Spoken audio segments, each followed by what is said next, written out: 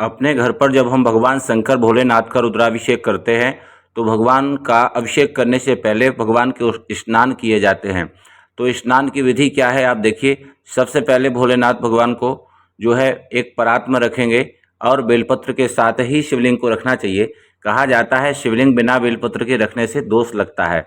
और जब हम रख देंगे तो 3 बार भगवान शंकर को जल चढ़ाना है। जल के बाद दूध से स्नान कराना है। जैसा कि आप वीडियो में देख रहे हैं कि रुद्राभिषेक की विधि चल रही है और माताजी जो भगवान भोलेनाथ का पूजन कर रही हैं वह दूध भगवान को चढ़ा रही हैं। दूध के बाद आप एक आचमनी जल भगवान को चढ़ा देंगे। उसके बाद में दही का स्नान का विधि है। कहा जाता है दही जो है ना शरीर को पुष्ट करता है और व्यवस्थाओं को बनाता है। तो भगवान शंकर को दही चढ़ा देंगे। दही से भगवान शंकर का विधिवत स्नान कराना। अब उसके बाद में पुनः एक बार फिर से एक आचमनी जल जो है भगवान भोलेनाथ पे चढ़ाएंगे मित्रों। तो इस प्रकार से भगवान भोलेनाथ का अभिषेक की विधि है जो आप देख रहे हैं। दधी के बाद घी भगवान को लगा दीजिए। अगर आपके पास पर्याप्त घी है तब भी आपको विधिवत घी लगाना है ताकि पंचामृत जिस मात्रा में शास्त्र प्रमाण देता है उसी मात्रा में पंचामृत का भी निर्माण हो जाए। अच्छा, घी के बाद अब आपको मधु का स्नान की बारी है। भगवान शंकर पर मधु से स्नान कराया जाएगा जो कि आप इस वीडियो में देखेंगे। देखिए मधु से स्नान की विधि। और मधु कहा जाता है कि विशेष रोगों को विशेष शांत करता है और मधु का स्नान कराना बिल्कुल भी नहीं भूलना चाहिए। जैसा कि इस वीडियो में आप देख रहे हैं विधिवत मधु से स्नान भोलेनाथ का हुआ है। मधु के स्नान के बाद अब बारी आती है चीनी की। या तो आप गन्ने के रस से स्नान करा सकते हैं या चीनी से स्नान करा सकते हैं। उससे आपको बेहद लाभ मिलेगा। जिन लोगों का कर्जा है उनके लिए बेहद लाभ मिलता है अगर वह गन्ने के रस से ही अभिषेक कराते हैं। तो हम एक वीडियो लेकर के आएंगे, उसमें आपको बताएंगे कि कौन सी वस्तु से कब अभिषेक कराने से क्या फल मिलता है। और सावन के महीने में विधिवत रुद्राभिषेक प्रत्येक व्यक्ति को कराना चाहिए। अगर आप किसी दूर दराज में हैं और अगर आप नहीं करा पा रहे हैं तो हमारा चैनल ऑनलाइन माध्यम से भी आपकी विधि को संपन्न करा सकता है। अच्छा, एक चीज और व्यवस्था है कि देखिए अब जो स्नान होगा वह 5 चीज़ों का विधिवत पंचामृत का स्नान है। तो पहले हम पृथक पृथक करते हैं, एक एक चीज़ से स्नान कराया, दूध, दही, घी, मधु, चीनी, और अब हमने सभी चीज़ों को मिलाकर पंचामृत से स्नान कराया। पंचामृत से स्नान कराने के बाद अब स्नान भस्म से होता है। जो भस्म होती है उस भस्म को घोल करके गंगा जल के साथ मिश्रित करके चढ़ा देंगे भगवान पर। तो आपके लिए विशेष लाभ मिलेगा। भस्म के स्नान के बाद विधि होती है, जैसे आप बिजिया से स्नान करा सकते हैं, भांग भगवान को चढ़ा सकते हैं और गुलाब जल भगवान को चढ़ा सकते हैं। नारियल का जल भगवान को चढ़ता है, गुरुच का रस भगवान को चढ़ता है। इस प्रकार से कई वस्तुएं हैं जिनके द्वारा भगवान का भोलेनाथ का दिव्य अभिषेक किया जाता है। तो किस उद्देश्य से आप करा रहे हैं उसी के अनुसार वस्तुएं जो है भगवान को चढ़ाई जाती हैं और संकल्पित होकर के रुद्राभिषेक करना चाहिए। जब पूरी विधि हो जाए रुद्राभिषेक की तो उस समय आपके लिए भगवान शंकर का या ओम नमः शिवाय का जाप करते रहें या नमः शिवाय का जाप करते रहें या फिर रुद्राष्टकम, अगर आपको याद है तो रुद्राष्टकम भी आप बोल सकते हैं। अब भगवान का जब पूरा स्नान करा देंगे तो भगवान को बढ़िया से जो है साफ कर देंगे। अर्घा को अलग साफ करेंगे, शिवलिंग को अलग साफ करेंगे और विधिवत जो है स्नान कराएंगे। और हर हर महादेव शंभु काशी विश्वनाथ गंगे इस कीर्तन को आप उतने समय तक बोलते रहेंगे जब तक आप शिवलिंग को साफ कर रहे हैं। और शिवलिंग साफ करते समय मन में धारणा इस प्रकार की रहे कि गौरा शंकर हमारी नज़रों के सामने ही बैठे हैं। अब यहाँ पर देखिए अभी तक स्नान था, छोटा परात था, अब एक विशेष परात में भगवान शंकर को रखेंगे, भोलेनाथ को। अब यहाँ से भगवान शंकर का अभिषेक के लिए व्यवस्थित आप एक परात रख लें, एक बर्तन रख लें जिसमें से जल भर करके भगवान भोलेनाथ को चढ़ाएंगे। तो पहले आप भगवान को इत्र लगा दें। इत्र लगाने के बाद अब वस्त्र पहनाना है। वस्त्र में आप रक्षा सूत्र भी पहना सकते हैं या धोती, गमछा, साड़ी, श्रृंगार, यह सब चीज भी भगवान को चढ़ा सकते हैं। वस्त्र के बाद में जनेऊ पहनाना है। जनेऊ के बाद एक आचमनी जल छोड़ देंगे। उसके बाद में उत्तरीय वस्त्र, जैसे हम गमछा चढ़ाते हैं या गमछा की जगह पे पुनः रक्षा सूत्र ही आप चढ़ा दें, क्योंकि भगवान की पूजा 3 प्रकार से होती है, छोटी, बड़ी और मझोल। अर्थात जैसी आपकी सामर्थ्य है उस अनुसार से भगवान की पूजा करिए। भस्म लगा देंगे, चंदन लगा देंगे। उसके बाद तिली और अक्षत अर्थात तिल, काला तिल और चावल भगवान को चढ़ा दें। फिर मदार का माला या जो दें, अगर रुद्राक्ष की माला है बेलपत्र चढ़ा दें। सारी विधि आप उसमें रुद्राभिषेक में लाभ होगा। जैसा कि आप देख रहे हैं, यह महामृत्युंजय साथ साथ में रुद्राभिषेक की विधि भी हुई है। लोगों के लिए स्पष्ट है, जो लोग हमारे चैनल से जुड़े हैं या जो चैनल पर हमारे वीडियो देखते हैं या जिन जैसे कोई बीमारी से अगर परेशान है, महामृत्युंजय अगर कराना चाहता है। और कई लोग क्या कहते हैं कि महामृत्युंजय अगर कराएं अलग लगेगा, लेकिन हमारा चैनल इस व्यवस्था लेके आया है। कम में हमसे सहयोग होगा, हम उस चीज कराने का प्रयास करते हैं कि आपका पैसा कहीं भी किसी भी तरीके से किसी दूर दराज में बैठे स्थान पर अगर हमारा चैनल देख रहे हैं और कार्य से अगर कार्य कराएं या जाकर के बनारस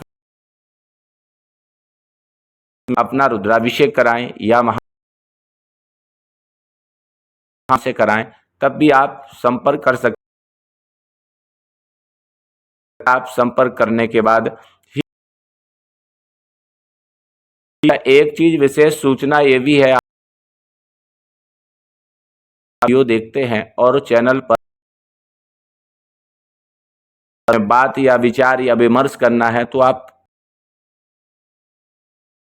हमसे बात हुए बिना कोई भी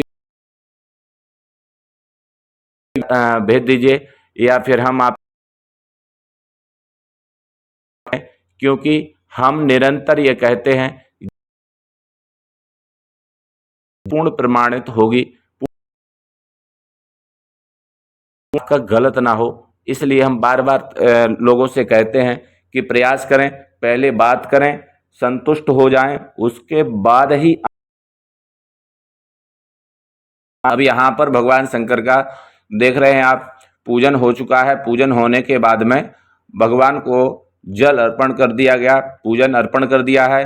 अब हम रुद्राभिषेक की ओर बढ़ेंगे, जिसमें आप देख रहे हैं कि अब जो है रुद्राभिषेक की प्रक्रिया प्रारंभ होगी। भगवान शंकर का विशेष न्यास होगा और न्यास जरूर करना चाहिए, क्योंकि कहा जाता है भगवान भोलेनाथ के आने से पूर्व या पूजा के पूर्व या फिर किसी भी हम भगवान भोलेनाथ की आराधना करते हैं तो उसके पूर्व भगवान के गण वहाँ पर आते हैं। तो भगवान के गण कौन है? भूत, प्रेत, पिशाच, यह सब भगवान के गण हैं, नंदी, भृंगी।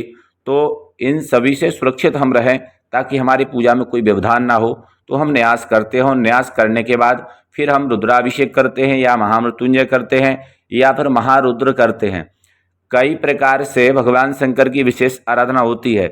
जैसे बड़े बड़े विद्वानों का मत है और बड़े बड़े संत महात्माओं का मत है कि रुद्राभिषेक में 4 प्रकार होते हैं, रूपक रुद्री, रुद्राभिषेक और महारुद्र और लघु रुद्र। अर्थात अब इसके बाद आप जाएंगे तो अति महारुद्र मिल जाएगा, कोटि महारुद्र मिल जाएगा आपको। तो इस प्रकार से आपके विशेष जो है पाठ की संख्याएं बढ़ती चली जाएंगी और यज्ञ आपका बढ़ता चला जाएगा। तो करना चाहिए। और विशेषता है, यह चैनल आपके लिए पूरी पारदर्शिता दिखाता है कि कैसे, कहाँ पर, कब, कितना खर्चा आने से, और आपकी संतुष्टि ही हमारी कार्य का सफलता का प्रमाण है। अगर आप संतुष्ट हैं तो हमारी तरफ से जो भी सहयोग आपको दिया गया है, जो भी भगवान की सेवा की गई है हमारे ब्राह्मणों के द्वारा, उनका भी व्यवहार, सारी चीज़ें आपको संतुष्ट करें तो हमारे लिए इससे बड़ा और कुछ नहीं होता है। अब विशेष करके देखेंगे कि दूध से अभिषेक होगा और उसमें मिश्रित केसर भी होगी और गंगा जल होगा, उससे मिला करके भगवान का रुद्राभिषेक हम करेंगे। तो सर्वप्रथम क्या करेंगे, गंगा जल को दूध में मिला लेंगे और अब उसके बाद में जो है भगवान प्रारंभ करेंगे। अभिषेक में पत्नी को विशेष करके हाथ जोड़कर बैठने की विधि है। और दूसरी चीज है कि साथ में अब ये जो आप देख रहे हैं जिनके लिए हो रहा है वह अमेरिका में है और मोबाइल के माध्यम से और पूरे पूजा को उन्होंने मोबाइल के माध्यम से एक अनुष्ठान हुआ है, महामृत्युंजय जप हुआ है और उसके बाद नवग्रह शांति, महादेव भोलेनाथ, काशी विश्वनाथ को विशेष कर आज हम इसीलिए आपको यह लाइव वीडियो जो